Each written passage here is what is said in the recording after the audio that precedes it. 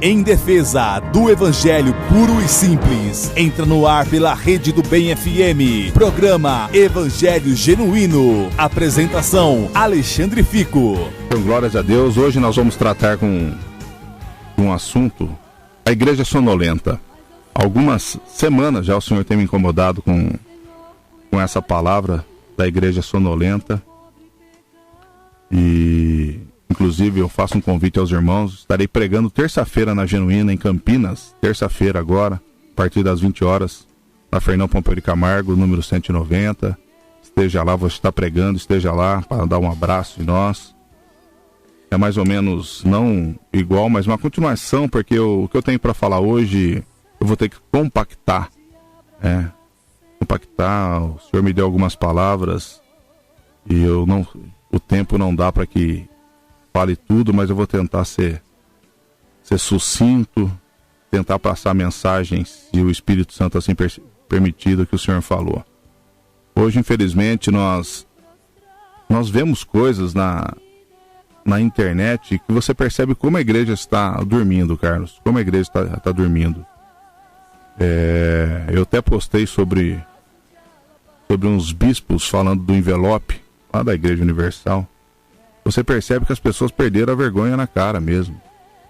Ele fala que a igreja, que eles melhor sabem fazer, entregar envelope, dão risada. E a igreja deles são sempre lotada. E as pessoas levam envelope. Então nós temos que orar por essas pessoas, porque não é possível que a escama dos olhos dessas pessoas não caiam quando ela vê alguma coisa nesse sentido. Eu estou falando porque o próprio bispo falou assim, pode colocar na internet, pode colocar. Então eles não estão nem aí, realmente se perdeu. O nosso meio cristão, ele está numa sonolência de dar pena, né? E em cima disso daí, você vê as pessoas, elas ligam na televisão para assistir as novelas que esses caras passam, para dar dinheiro para eles. E se você vai falar alguma coisa, as pessoas acham ruim. Nesse momento, por exemplo, deve ter milhares de pessoas desligando o rádio porque você tocou no assunto das pessoas ser doutrinadas por música gospel, ser doutrinada por novelas. Eu não sei nem se essa novela fala a verdade ou não, porque eu não assisto, meu irmão. E nós acabamos vendo discussão de beijo com homem, se fez sexo homem. E eu fiquei sabendo, porque eu não assisto essas coisas, eu fiquei sabendo porque cai na internet. E nós ficamos preocupados com algumas coisas que realmente foge da essência do Evangelho, porque realmente é abominável aos olhos de Deus aquilo que eles fizeram, mas nós estamos numa igreja que isso é abominável, mas você pode continuar sendo um mentiroso, não tem problema. Você pode continuar sendo um adúltero, não tem problema. Você pode continuar sendo um pornógrafo, você pode continuar maltratando as pessoas, você pode continuar fazendo negócios ilícitos, você pode fazer duplo, 3, 4, 5 casamentos, desde que seja homem como mulher, não tem problema nenhum. Então, só mostra como que a nossa igreja está dormindo para todas essas coisas. O pecado, eles denominaram alguns pecados capitais, né? E esses pecados capitais é o que determina se o homem vai para o céu ou vai para o inferno, e não é isso. Infelizmente, meus irmãos, em cima disso nós vamos tentar tratar um pouquinho, que essa igreja é sonolenta. Jesus nos faz um alerta grave a respeito disso, lá em Apocalipse, no capítulo 2, quando ele fala assim, viu, eu tenho contra ti que vocês deixaram o primeiro amor. Ali é uma acusação de Deus, de Jesus Cristo contra a igreja. Uma acusação de Cristo contra a igreja. Mas fico por uma segunda e eu quero tratar sobre essa sonolência com outro texto. Eu vou tratar com Mateus 25. Eu vou pedir para o Carlos orar, para o Lucas colocar um louvor que eu pedi para ele separar, e nós voltamos para a palavra, para nós podermos ganhar tempo, que a palavra é cumprida, e se Deus permitir, nós vamos tentar terminá-la. Mas, já para deixar os avisos, hoje eu convido vocês jovens, tem um culto de jovens na Igreja Genuína, a partir das 19h30, Fernão Pompeu de Camargo 190. Amanhã tem ceia na Genuína, esteja conosco para ceiar, a partir das 9 horas, Rua Fernão Pompeu de Camargo 190. Tem culto também em Sumaré amanhã, a partir das 19 horas, com o pastor Roger. Inclusive é o pastor Roger que vai pregar no culto de jovens hoje, a partir das 19h30. E também em Hortolândia, a partir das 19 horas. Eu peço o favor, você entre no site da comunidadegenuína.com, comunidadegenuína.com, e lá tem os endereços, e o Luca vai soltar uma vinheta depois da oração, antes do louvor, e aí você anote, por gentileza. Então fica o convite para terça-feira, eu estarei pregando a partir das 20 horas. Queria também deixar um abraço pro Toninho de Sumaré. Toninho, um abraço para você, meu irmão. Eu sei que você fica ligado, tá? Fica com Deus, meu irmão. Fica firme no caminho do Senhor. Vamos à oração. No programa Evangelho Genuíno, momento de oração.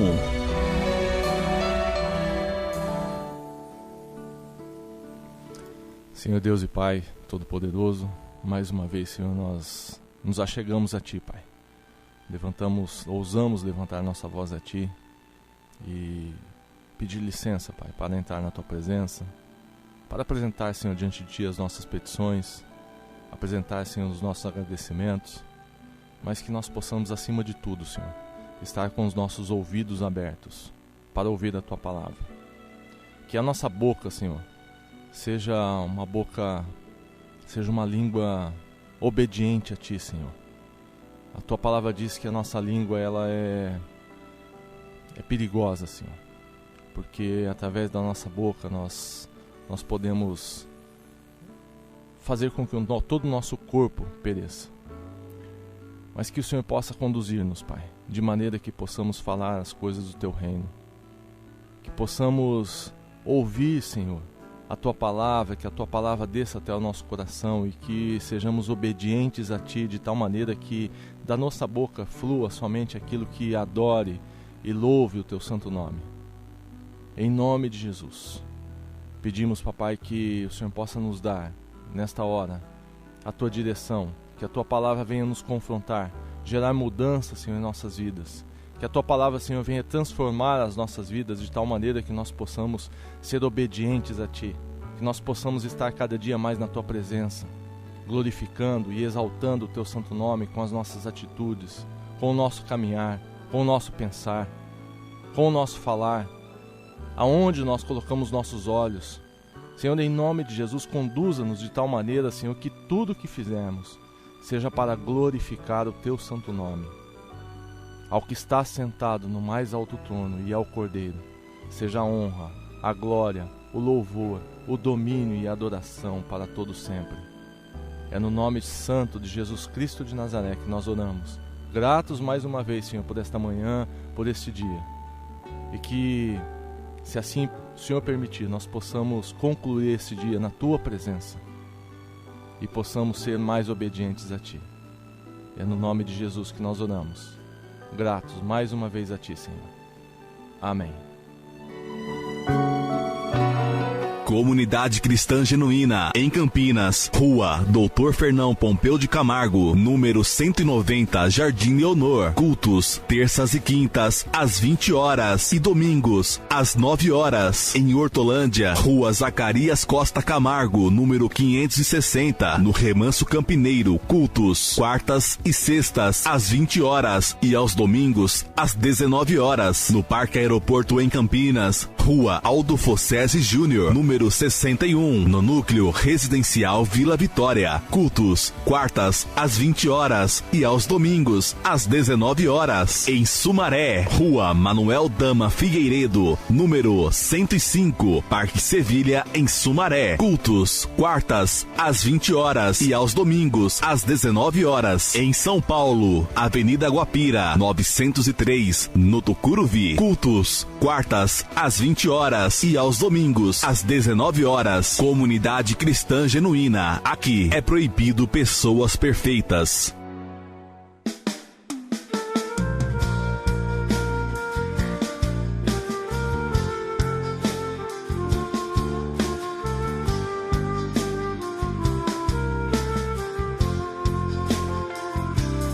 Oh, quão cego andei e perdido vaguei, longe, longe do meu Salvador.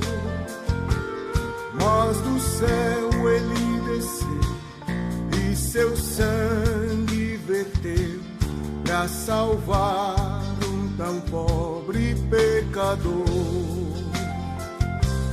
Eu ouvia falar dessa graça sem par, que do céu trouxe o nosso Jesus. Mas eu surdo me fiz, converter-me não quis ao Senhor que por mim morreu na cruz. Foi na cruz, onde um dia eu vi meu pecado castigado em Jesus. Foi ali pela fé que os olhos abri, e agora me alegro em sua luz.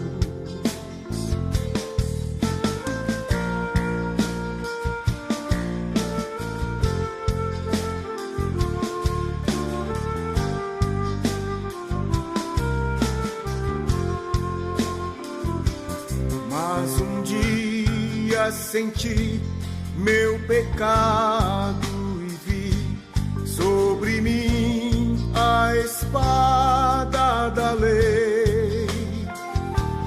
Apressado fugi, em Jesus me escondi, e abrigo seguro nele achei.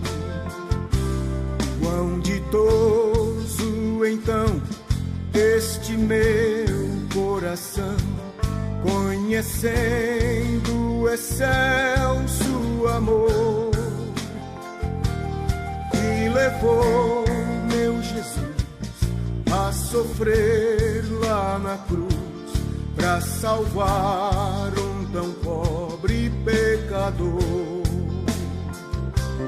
Foi na cruz, onde um dia eu vi meu pecado castigado em Jesus. Foi ali pela fé que os olhos abri, e agora me alegro em sua luz.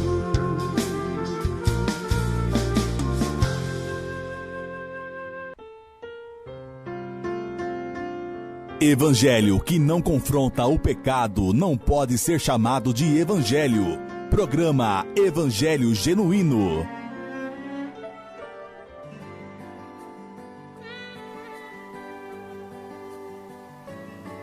Isso é louvor.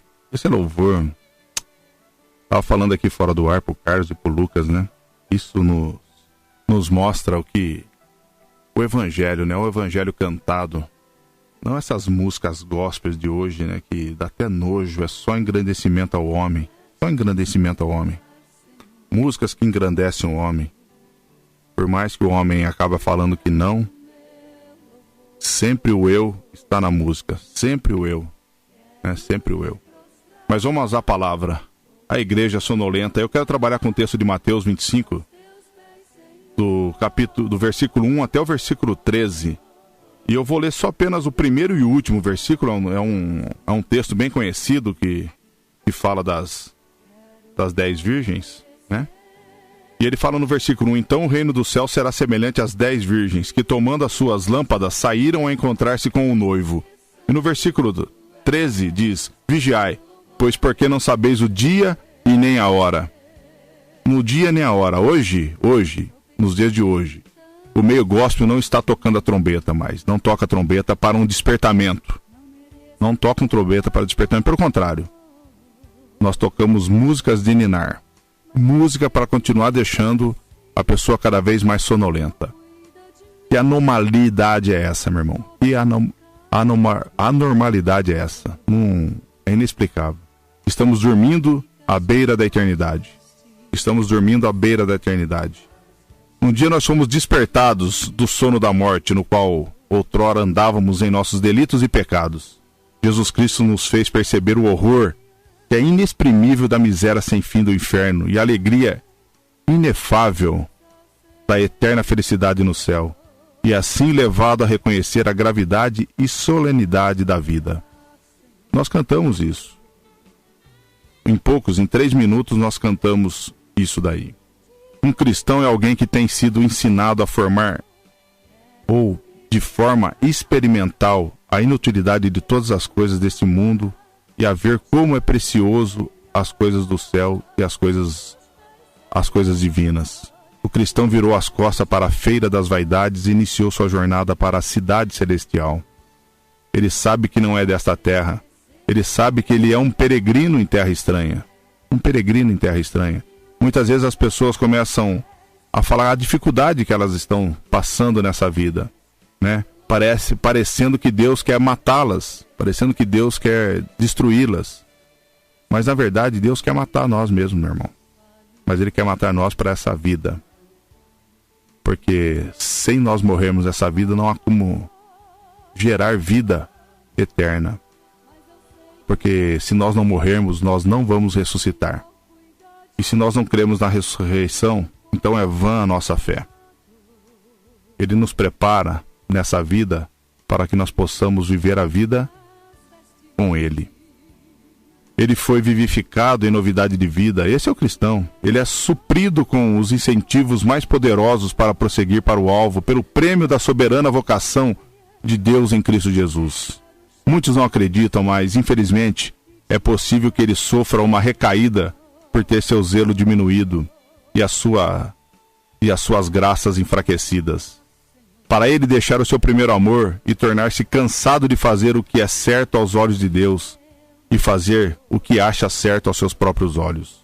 O cristão que não é diligente ou zeloso na vigilância, ele não é dedicado às coisas de Deus, com gosto para o trabalho no Senhor, a sonolência o afastará do caminho de Cristo e ele, com certeza, cairá no sono. O pecado tem um efeito entorpecente. Nós ainda estamos neste mundo mau. O mundo exerce uma influência enervante sobre nós, ou seja, nos deixa nervoso, irritado e nos traz aborrecimento. Satanás procura devorar-nos, e a menos que resistamos firmemente a ele nos hipnotizará com suas ofertas que satisfazem todos os nossos desejos carnais. Tiago, no capítulo 1, versículo 14, diz que cada um, porém, é tentado pelo próprio mau desejo, sendo por esse iludido e arrastado.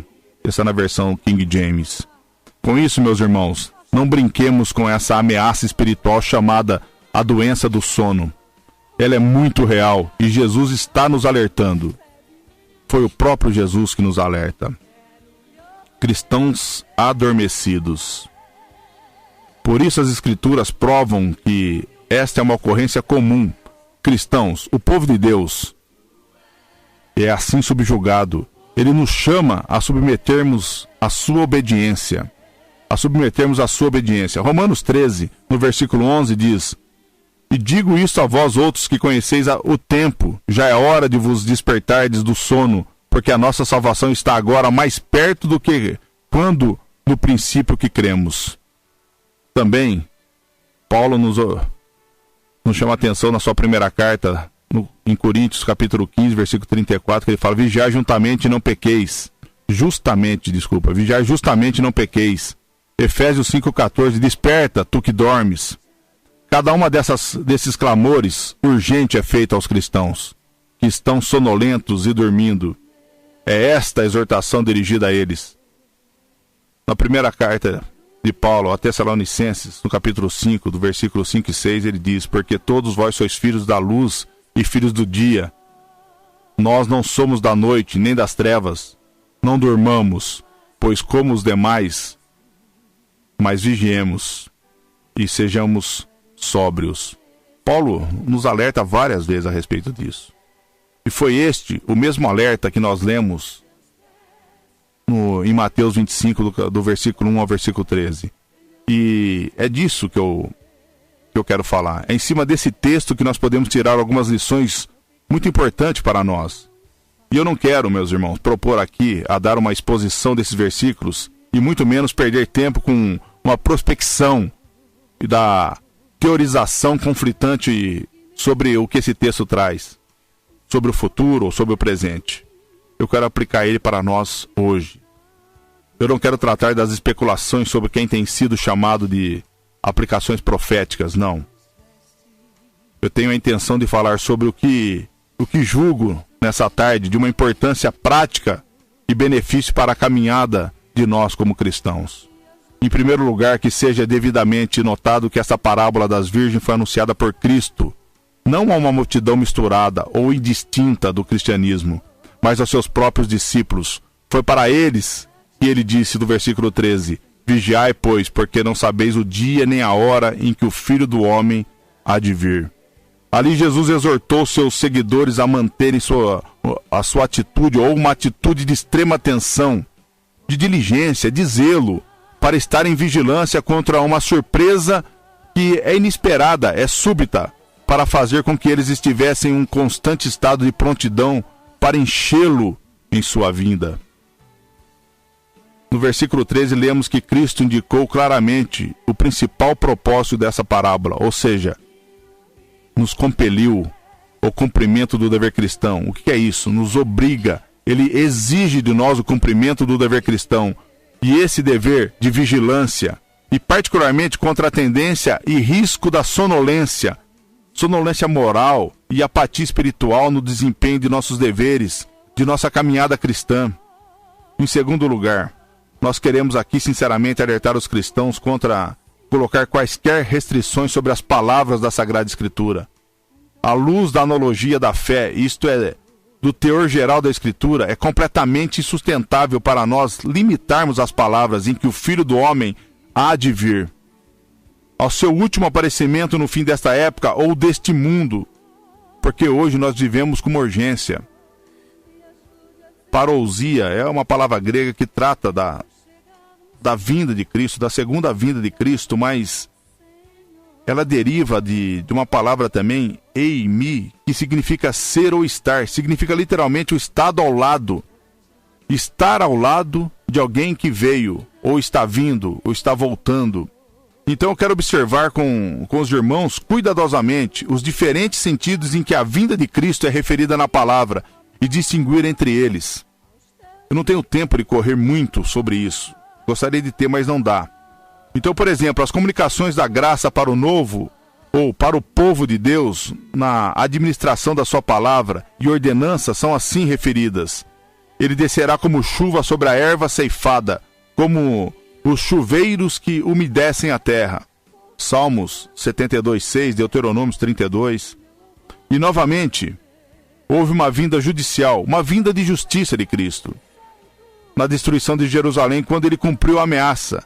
Em Marcos 12:9, ele fala que fará, pois, o Senhor da vinha, virá e destruirá os lavradores e dará vinha a outros. E ele não veio literalmente em pessoa, mas pelas lanças e pelas flechas dos romanos. Depois há também a vinda de Cristo para o seu povo nas manifestações renovadas do seu amor, conforme fala em João 14:23, nós estamos tratando isso nas segunda-feiras. Se alguém me ama, guardará a minha palavra, e meu Pai o amará, e viremos para ele, e faremos nele morada. Cristo veio para o seu povo vicariamente, ou substitutivamente, como ele declarou aos apóstolos: não vos deixarei órfãos, voltarei para vós. João 14:18. Hoje nós sabemos que foi a descida pública do Espírito Santo no dia de Pentecoste. E mais uma vez Jesus Cristo costuma visitar o seu povo na nuvem, na coluna de fogo de sua providência, às vezes favoravelmente, ora negativamente, como lembra-te, pois, de onde caíste e arrependa-te, e pratica as primeiras obras, quando não brevemente a ti virei e tirarei do seu lugar o teu castiçal, se não te arrependeres. Outra advertência que Jesus fez, isso em Apocalipse, no capítulo 2. Mais uma vez ele vem usando um instrumento de vergonha pelo ministério do Evangelho, pela cruz do Calvário, e pela cruz reconciliar ambos com Deus em um corpo, matando com elas inimizades, e vindo ele evangelizou a paz, a vós que estáveis longe e aos que estavam perto, conforme Paulo fala em Efésios capítulo 2, Lucas 10:16. Jesus vem espiritualmente para aqueles que anseiam e buscam a comunhão com ele. Eis que estou à porta e bato. Se alguém ouvir a minha voz e abrir a porta, entrarei em sua casa e com ele cearei e ele comigo. Apocalipse 3:20. Lembrando que ele está batendo na porta da igreja. E finalmente Jesus virá literalmente e visivelmente.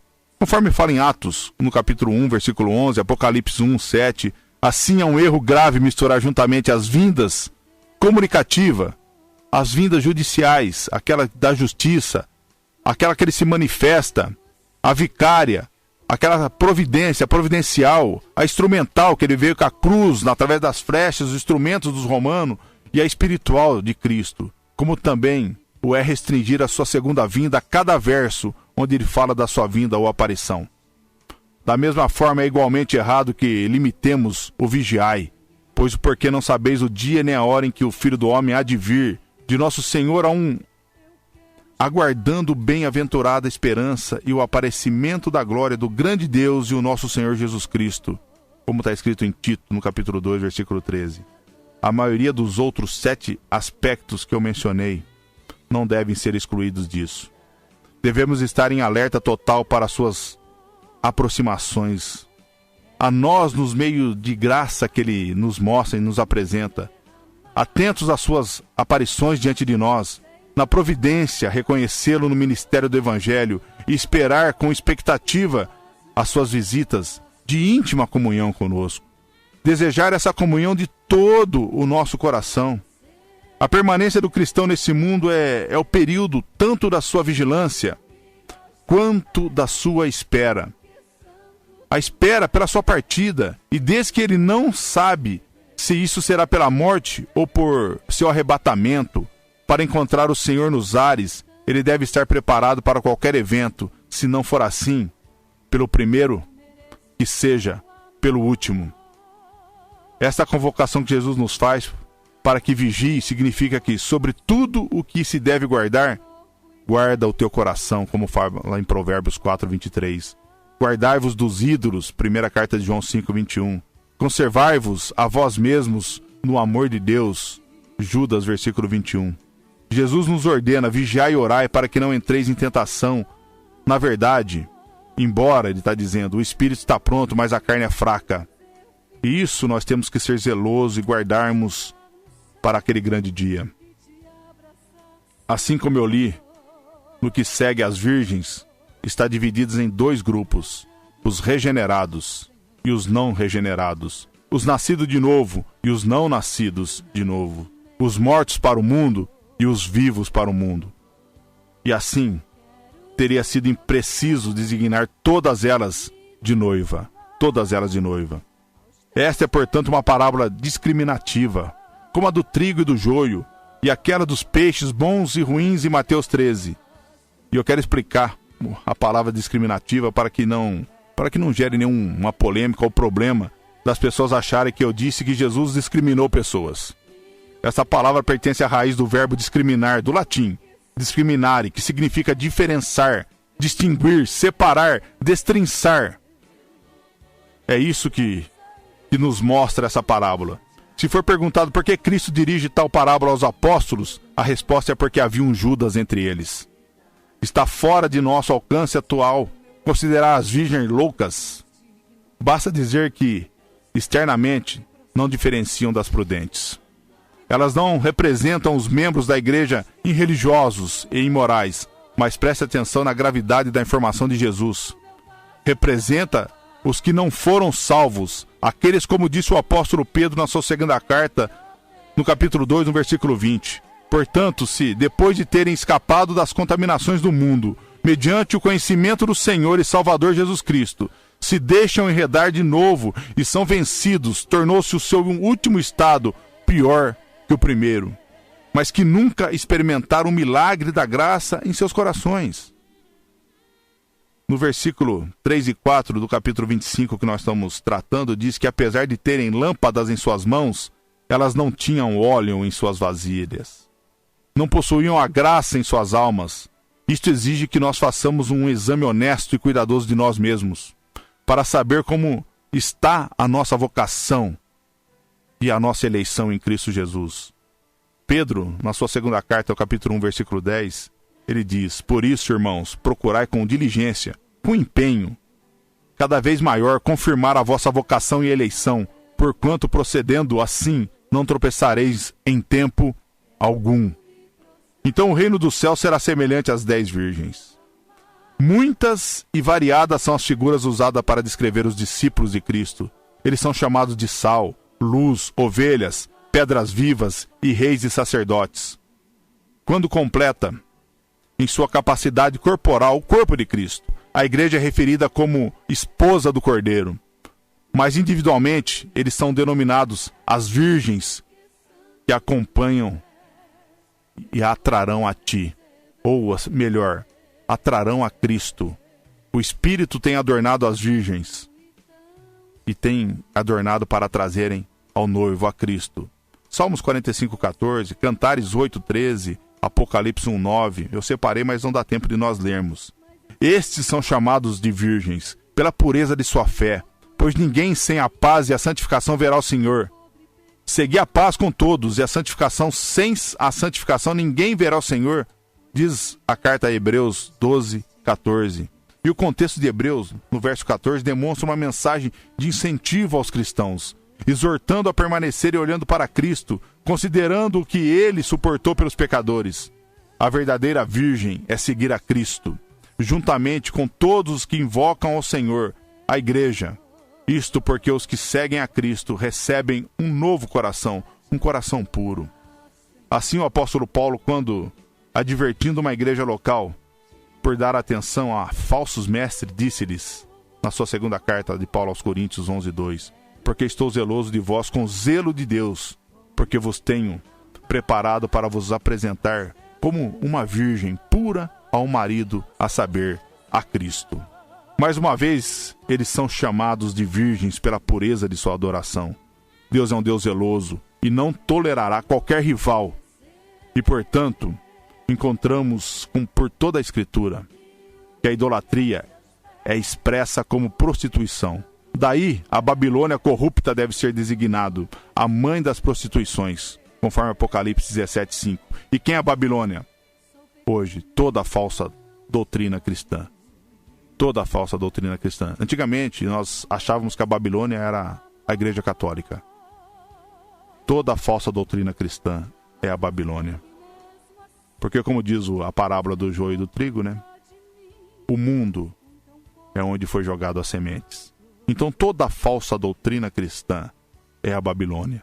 E, mais uma vez, eles são chamados de virgens pela pureza de sua caminhada, recusando-se a amizade e o companheirismo com o mundo adúltero, apegando-se a Cristo, porque são virgens. Estes são os que seguem o Cordeiro para onde quer que vá. Os santos são expressamente convidados para ir ao encontro do esposo. Sai, ó filhas de Sião, e contemplai ao rei Salomão com a coroa com que o coroou sua mãe no dia do seu desposório, conforme fala lá em Cantares 3:11. Um versículo extremamente interessante e abençoado, no qual não dá para nós tratarmos demoradamente. Vemos ali Salomão representando o noivo, o príncipe da paz, a quem essas palavras se referem. Sua mãe, que é a Israel natural, de quem segundo a carne ele nasceu, uma figura do Israel espiritual, em cujos corações ele é formado, conforme fala em Gálatas 4:19. O dia de seu desposório foi quando Israel entrou em uma aliança solene com o Senhor, conforme trata Jeremias 2 e Êxodo 24, só para referência histórica, meu irmão. E prenunciando a nossa união conjugal com Cristo quando nos demos primeiramente ao Senhor, conforme fala Paulo na segunda carta aos Coríntios 8:5, e nos ajuntamos com o Senhor, coroando o Rei de nossos corações e vidas. Aqui as filhas de Jerusalém, o mesmo que as virgens, são convidadas a contemplar o seu majestoso e glorioso Rei, considerando atentamente a excelência da sua pessoa, a ser comprometido com suas perfeições, e admirarem e adorarem o único que é totalmente desejável. Mas para este objetivo deve haver o esforço ativo por parte delas. Delas quem? Das virgens. De nós. Cantares 3:1. Cristo não se revelará aos que estão dormindo. Diz lá em Cantares 3:1. De noite no meu leito busquei o amado de minha alma, busquei-o e não o achei. Ou não achei. Mas assim as virgens que vão atrás dele, que tomando as suas lâmpadas, saíram ao encontro do esposo. No mesmo Cantares 3, só que no versículo 2 diz: levantar-me-ei, pois, e rodearei a cidade pelas ruas e pelas praças. Buscarei o amado da minha alma. Busquei-o e não o achei. Encontraram-me os guardas que rodavam pela cidade. Então lhes perguntei: viste o amado de minha alma? Mal os deixei, encontrei logo o amado da minha alma. Agarrei-me a ele e não o deixei ir embora, até que o fiz entrar em casa da minha mãe e na recâmara daquela que me concebeu. A tomada, meus irmãos, de suas lâmpadas significa fazer uma profissão aberta de sua fé. Eles não eram discípulos secretos, escondendo a sua luz nos alquebres, ou seja, nas bolsas ou cestos, mas aqueles que não tinham vergonha de ser conhecidos como os seguidores de Cristo. Lucas 12, 35 e 36 diz: cingindo esteja o vosso corpo e acesas as vossas candeias. Sede vós semelhantes a homens que esperam pelo seu Senhor ao voltar ele das festas de casamento, para que quando vier e bater a porta, logo lhe a abram. É útil para nós, meu irmão, explicar essa força da figura. Estejam cingidos os vossos lombos e acesas as vossas candeias, mas que seja isso para nós de uma forma literal que seja para nós. E sede vós semelhante aos homens que esperam o seu Senhor. João Batista disse: ele era a candeia que ardia e alumiava. João 5,35. Então, meus irmãos, o principal meio para o cristão é a palavra, que é uma luz. A mesma palavra grega que aparece em Lucas 12,35 e João 5,35 que nós usamos, que é trazer a luz, fazer brilhar, que alumia em lugar escuro, conforme fala a segunda carta de Pedro 1,19. Conforme fala Salmos 119, no versículo 105, lâmpada para os meus pés é a tua palavra e luz para o meu caminho. Isso também nos mostra que elas tinham a intenção de ir dormir, mas propuseram permanecer vigilantes, o que demanda mais atenção ao que os segue. Nós precisamos, meus irmãos, estar atentos a tudo isso que vem acontecendo. Externamente significa a separação do mundo. Externamente, meu irmão, nós temos que nos separar do mundo. Nós temos que nos separar do mundo. Nós temos que sair ao encontro do nosso Senhor. Um sistema apóstata que rejeita o verdadeiro Cristo. Nós vivemos hoje por outro genérico, porque nós não sabemos reconhecer o nosso Senhor. Mas particularmente, o seu sair denota um virar as costas ao sistema eclesiástico apóstata. Nós temos que sair desse sistema. Nós temos que fazer como Jesus falou em Mateus 23, 37 e 38. Que Cristo havia informado aos seus discípulos que ele havia abandonado um judaísmo que o rejeitara. Assim, se eles quisessem encontrá-lo, eles também deveriam sair, pois a ele fora do arraial. Hebreus 13, 13. Esse sistema apóstata tem que ser rejeitado, meus irmãos. Tem que ser rejeitado. No versículo 5, do que nós estamos tratando, ele diz: e tardando o esposo, tosquenejaram, deram aquela pescada, todas e adormeceram. Mateus 25, 5. Que desgraça, que solene, que sono. A temporada de sua demora foi o momento da falha delas. Elas não permaneceram como começaram. Suas graças não foram mantidas ao grande empreendimento ou atribuída a elas. Elas se cansaram de fazer o bem, se cansaram na caminhada, talvez obesas por se alimentarem tanto desse mundo. Tanto. O interessante que nós podemos ver que em vez de ocuparmos as nossas cabeças com o cumprimento profético desse versículo, nós precisamos despir os nossos corações e fazer com que eles sejam examinados. Em vez de dizer quando ele voltar, se nós estaremos dormindo, essas palavras agora descrevem com precisão a condição atual do cristianismo ou da cristandade como um todo. E é preciso perguntar o quanto elas dizem a respeito a cada um de nós individualmente. O ponto é muito mais perguntar a mim mesmo: Eu sou um cristão sonolento e adormecido?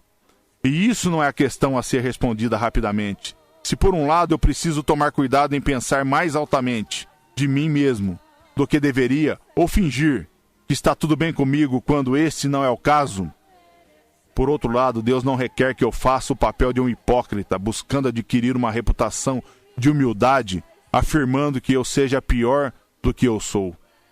Pedro não estava proferindo um orgulho presunçoso quando disse a Cristo: tu sabes que eu te amo. Mas Judas era um impostor quando ele o cumprimentou com um beijo. Mas antes que possamos verdadeiramente responder à pergunta: estou dormindo espiritualmente? É preciso conhecer quais são as marcas de alguém que está dormindo, para que possa nos auxiliar e sermos um investigador sincero de nós mesmos. Examine-se o homem a si mesmo, disse Paulo na sua primeira carta, no capítulo 11, no versículo 28. Então podemos descrever algumas características do que é estar sonolento, com sono ou dormindo, tasquenejando, pestanejando, dando essas pescadas. E uma vez que nós não estamos fazendo esforço para impressionar ninguém, somente a nós, analisarmos a nós mesmos, seremos bem simples para que nós possamos entender e olhar para nós. Eu olhar para mim e você olhar para você. As coisas que caracterizam o corpo quando ele está dormindo nos ajudarão a determinar quando a alma está assim. Quando o corpo está dormindo, ele está em um estado de inatividade. Todos os seus membros estão em repouso. Este é também um estado de inconsciência quando os exercícios normais da mente estão suspensos. Este é um estado de insensibilidade ao perigo, de completo desamparo. O sono espiritual é uma condição em que as faculdades da alma do cristão são inoperantes. É quando se perde a graça de exercer o trabalho pelo qual o cristão tem por ofício fazer, e o principal, adorá-lo. Quando a mente deixa de envolver-se com as coisas de Deus e as graças não são mantidas em exercício saudável, é certamente um estado de indolência e inércia. Quando as grandes verdades da Escritura a respeito de Deus e de Cristo, do pecado e da graça do céu e do inferno não exercem uma influência viva e eficaz sobre nós, rapidamente nos tornamos sonolentos e negligentes. A fé adormecida é algo inativa. Ela não é exercida sobre os seus objetos apropriados, nem exerce as suas tarefas atribuídas como um cristão.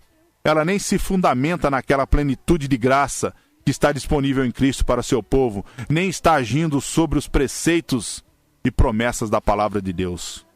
Apesar de ainda haver um assentimento mental à verdade, mesmo assim o coração não é mais adequadamente afetado por aquilo que se diz respeito à piedade prática do Evangelho. O assentimento é um consentimento. A fé mental é diferente da fé do coração.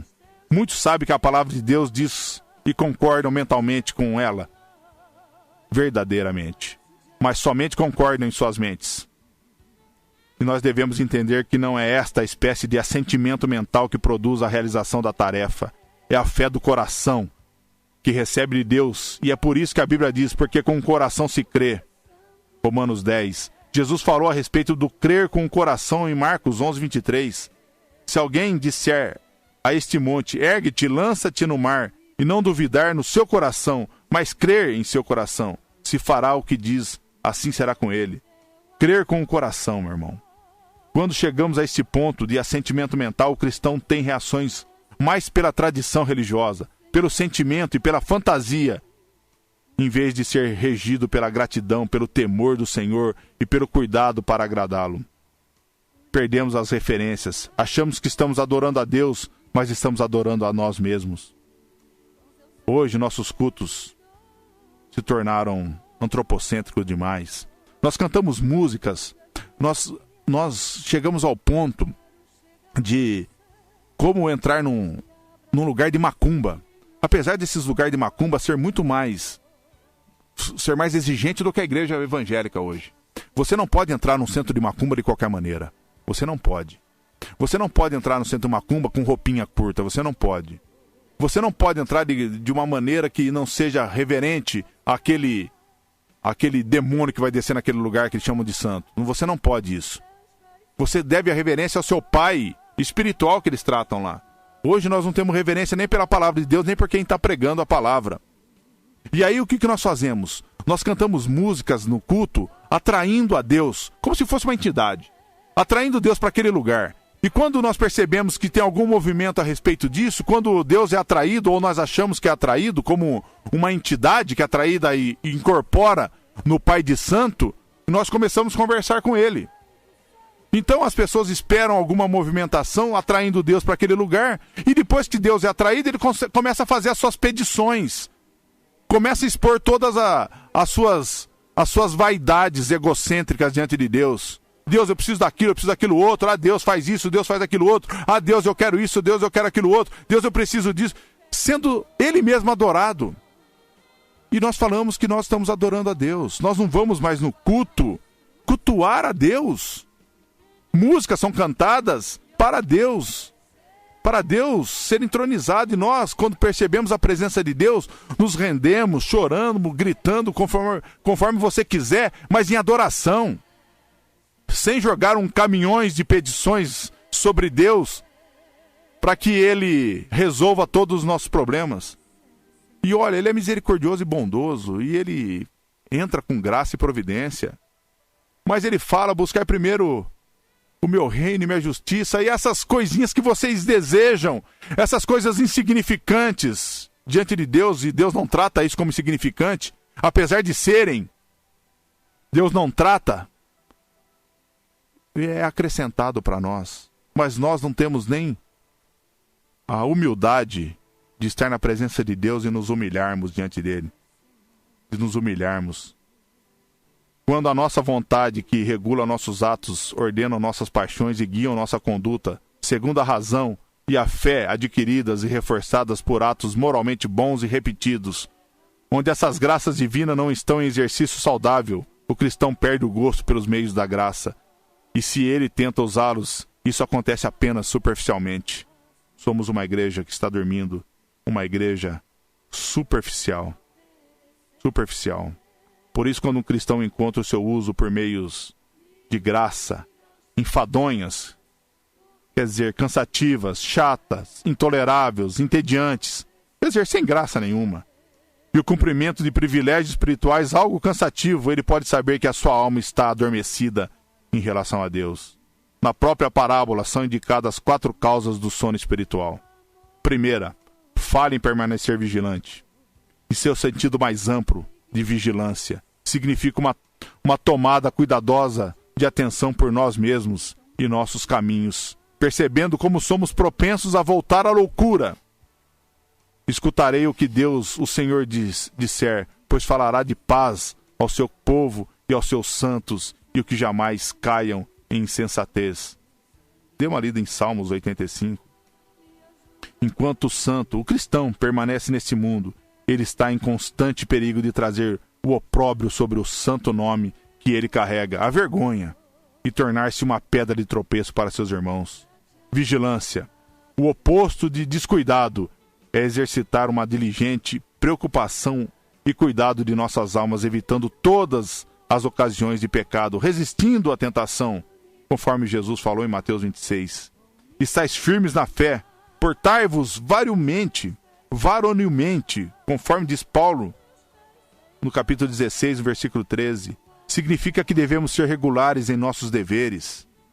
Quando nós somos negligentes no serviço do Senhor, em mortificar nossos desejos, e mesmo fervorosos, e frequentes em oração, então o sono começou a assaltar-nos, porque nós perdemos o fervor. Apesar de sermos, ou achamos ser fervorosos, nós nos tornamos menos fervorosos a cada dia.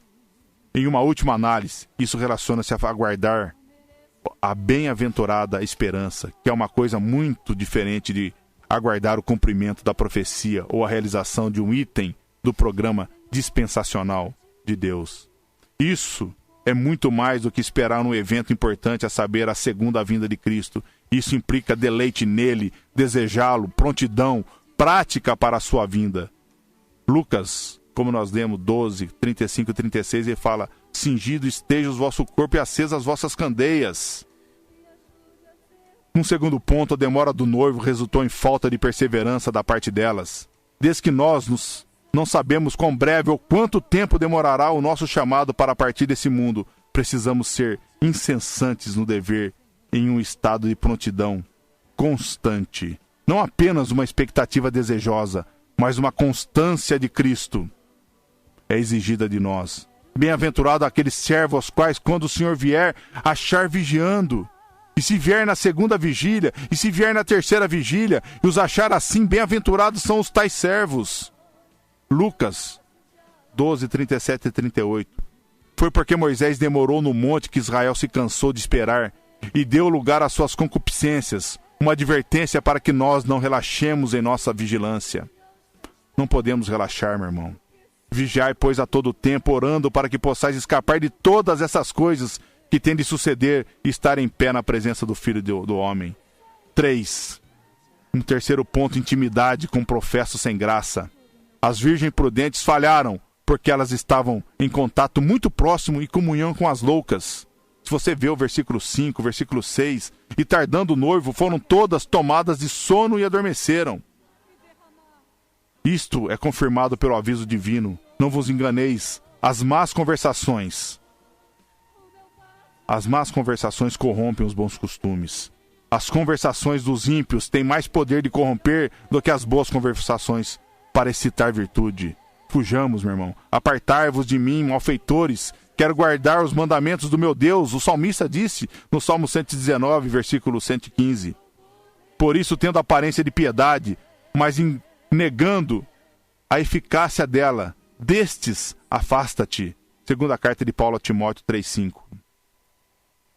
No quarto ponto, para nós ir terminando, a desatenção ao perigo inicial, elas tosquenejaram, uma forma mais leve, antes de dormirem.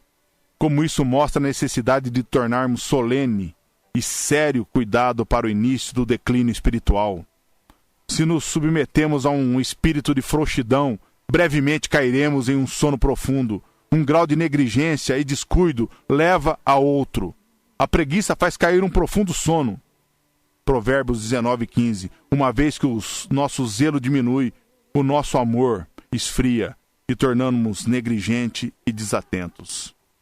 Não extinguais o espírito, fala Paulo na sua primeira carta aos Tessalonicenses 5:19.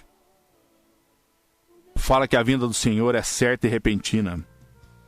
Não apagueis o espírito, nós precisamos estar atentos. Toda apostasia começa no coração, meu irmão. O pecado entorpece, o pecado retarda, atrapalha, dificulta os nossos movimentos antes que endureça o nosso coração. Ele começa dessa maneira. As consequências da preguiça espiritual são inevitáveis e óbvias. Saindo elas para comprar, no versículo 10 diz: chegou o noivo, e as que estavam apercebidas entraram com ele para as bodas, e fechou-se a porta. Mais tarde chegaram as virgens nécias, clamando: Senhor, Senhor, abre-nos a porta. Que preguiça, lentidão, meu irmão. Eu tenho pouco tempo, então eu queria citar só algumas das principais nos que faz adormecer. A graça se torna-se inoperante quando a fé não pode ser exercida sobre Cristo. O zelo adormece em vez do fervor. Assim, o amor diminui e não está mais enganjado em agradar a Deus e glorificá-lo. Somos privados de discernimento espiritual e não somos capazes de perceber que o sono nos traz uma desatenção sonolenta quanto às providências de Deus. As misericórdias são recebidas como coisa natural. Um quarto ponto, a despreocupação na prática do pecado. Um quinto ponto, o Espírito Santo é entristecido e suas operações graciosas são suspensas. Um sexto ponto, longe de nós está o vencer o mundo. Nós fazemos parte dele. Um sétimo ponto, somos roubados por nossos inimigos, do sorriso providencial de Deus, de nossa paz e alegria. Um 8, a inutilidade. Dê uma lida em Provérbios 24, meu irmão. Fala sobre temer a Deus. Um 9 ponto, complacência carnal. A paz e a alegria sendo derivados de circunstâncias agradáveis e bens terrenos. Um 10º ponto, uma pobreza espiritual. Muito nos afasta de Deus. Um 11º ponto, indiferença para com a causa e os interesses de Cristo. O outro ponto, a falta de preparação prática para a vinda de Cristo. Temos como corrigir a sonolência? Temos, meu irmão. E nós temos que corrigir para não ser tarde demais.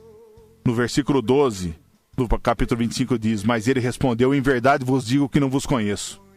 Vigiai, pois, porque não sabeis o dia e nem a hora.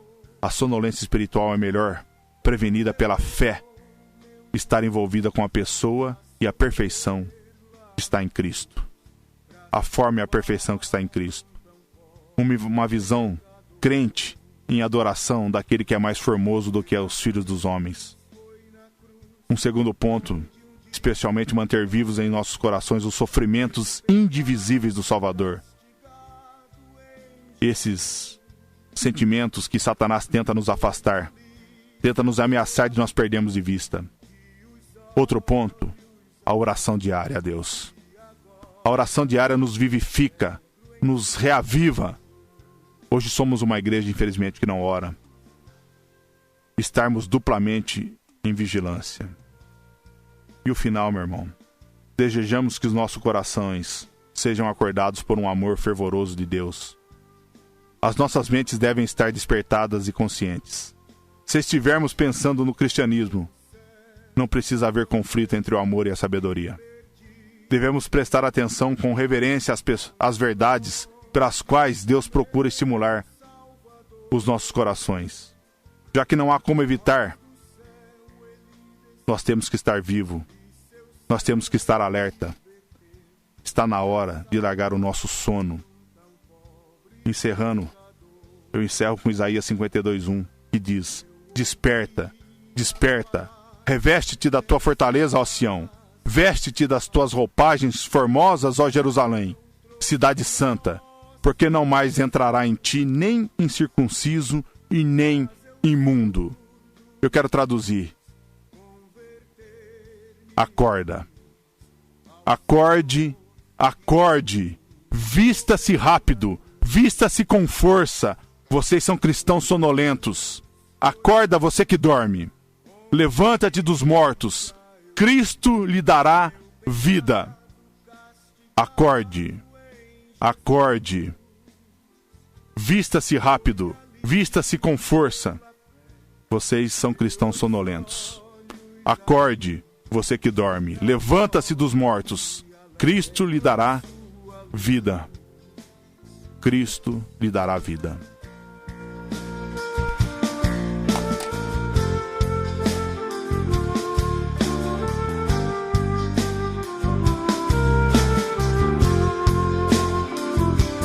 Mas um dia senti meu pecado e vi sobre mim a espada da lei. Apressado fugi, em Jesus me escondi e abri. Encerrando, quero encerrar com uma oração. Você, meu irmão, que está sonolento. Você que está pestanejando. Volte a Cristo enquanto há tempo. Acorde, meu irmão. Acorde para as coisas de Deus. Vista-se rápido. Vista-se com força, vista-se rápido. Não importa se você está com os olhos cheios de remelos. Você que é um cristão sonolento, acorda, desperta. Levanta dos mortos. Cristo lhe dará vida. Cristo lhe dará vida. Senhor, em nome de Jesus, mais uma vez nós pedimos, Senhor, licença para levantar a voz a Ti. Nós precisamos, Senhor, ser acordados. Nós precisamos despertar deste sono, Senhor, que nos incomoda. Ou, na verdade, esse sono, Senhor, que nos está levando à morte. Esse sono que vai nos matar, Senhor. Esse sono que impede de nós nos relacionarmos contigo.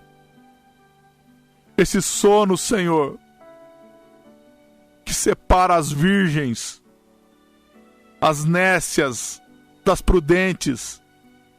Esse sono que separa os cristãos regenerados daqueles que não são regenerados. Ajuda-nos, Senhor, nessa tarde. Ajuda-nos, Senhor, tocando mais uma vez e pedindo para que anjos toquem a trombeta e nos despertem e nos preparem para o grande dia. E o grande dia é hoje. Esse é o grande dia. É hoje que nós podemos nos encontrar com o Senhor, com o noivo. Faça isso pelo poder do Teu Espírito Santo, Senhor. Resgata nós que estamos mortos para o Evangelho. Nós que Te conhecemos outrora. Nós que vivíamos em amor contigo e deixamos o nosso azeite, paramos de alimentar a tocha que incendeia nossas vidas. Paramos de buscar a Ti de madrugada. Paramos de colocar as nossas esperanças na eternidade. E hoje vivemos para esse mundo como se esse mundo fosse a única coisa que nos resta. E nós sabemos que nós temos pela frente é muito mais importante do que o que vem acontecendo agora em nossas vidas. Eu lhe imploro a Ti, Senhor, misericórdia. Misericórdia para pecadores como nós. Para os maiores dos pecadores como nós. Haja de misericórdia mais uma vez. Na minha vida e na vida dos meus irmãos. É o que eu oro em nome de Jesus. Amém.